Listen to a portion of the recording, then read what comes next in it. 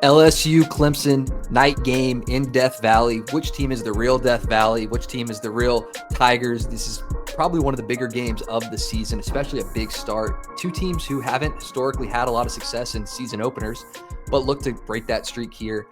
Two marquee quarterbacks too in this game. Cade Klubnik for Clemson, Garrett Nussmeier for LSU. Looking at this game, Randall, at a high level, LSU coming in as underdogs. What do you think? Looking at this game with LSU coming in as an underdog, I think it's time for Clemson to show the world that they can take down an SEC team, number one. I think it's a great showcase of potentially two of the best teams in the country, and it could be a coming out party for the Cade Klubnik Heisman candidacy race. That's not me saying I think Clemson's going to win, but when I think about who has more to prove in this game, in some ways I lean towards Clemson, and a lot of reporters would say it's LSU. What are your thoughts going into this game?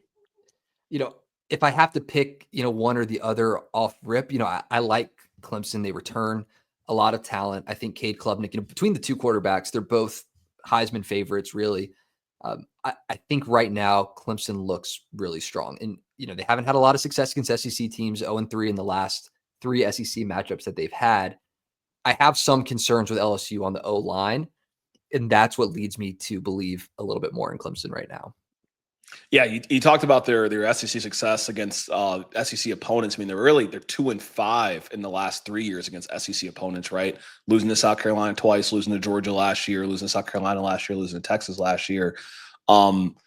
Despite all of that, what they bring back and what Dabo has proven to do best is really retention. And what scares me, if I'm an LSU fan, from Clemson is this three-headed receiver attack. Antonio Williams coming back from last season, leading receiver, 904 yards. TJ Moore, Bryant Wesco coming back as well. They have some studs at the receiver position, and that was an area of opportunity last year for LSU, which was their passing defense. Yeah, it was. I mean, the defense as a whole had room for improvement year over year. They did lose some defensive players at LSU that they're going to have to replace and hopefully work into rotation. I'm stoked for what LSU's bringing defensively from a defensive back perspective. They had the number one transfer portal class, according to 24/7 Sports. And some of the guys that are in that class defensively that I love is going to be, Mansour Delane, first team all ACC, Virginia Tech cornerback. He had 4 interceptions last year. And then they also brought AJ Halsey, who had 5 interceptions, safety from Texas. So they're starting to look more like that Tyrann Mathieu, Patrick Peterson type defensive back core, which those guys are going to need to step up and play above the conferences they've played in previously in order to slow down this Clemson passing attack, I'd say. Yeah. And, if you can force a turnover, we saw South Carolina have success with that against Clemson last season.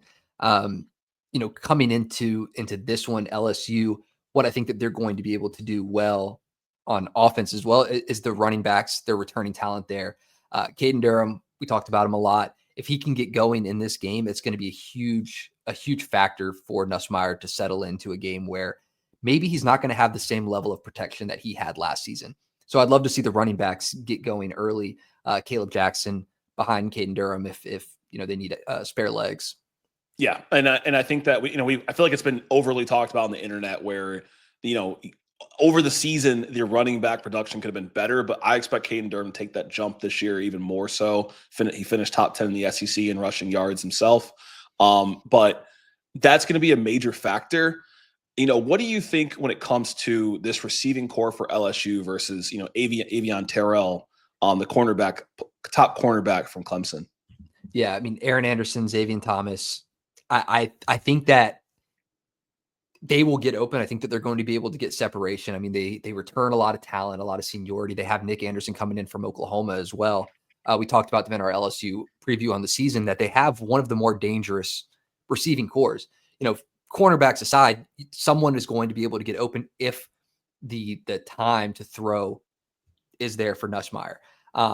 They lost, I think, 4 guys off of their O-line to the NFL. They bring in some transfers, but that was really the bread and butter of this LSU offense last year, is they kept Nussmeier really, really clean all game. Yep. Other than the Florida game, they were, I think in the top 25 for sacks allowed, only about 1 a game. So that's where I'm kind of leaning in this game, is that offensive line component. I think the receivers are great. I think the running back's great, quarterback's great, if it all can come together for LSU. Yeah, I mean, I'm right there with you, and I think for Clemson on the other side, a lot of it's gonna come down to TJ Parker, right? A major player last year, multiple tackles for losses at the defensive end position.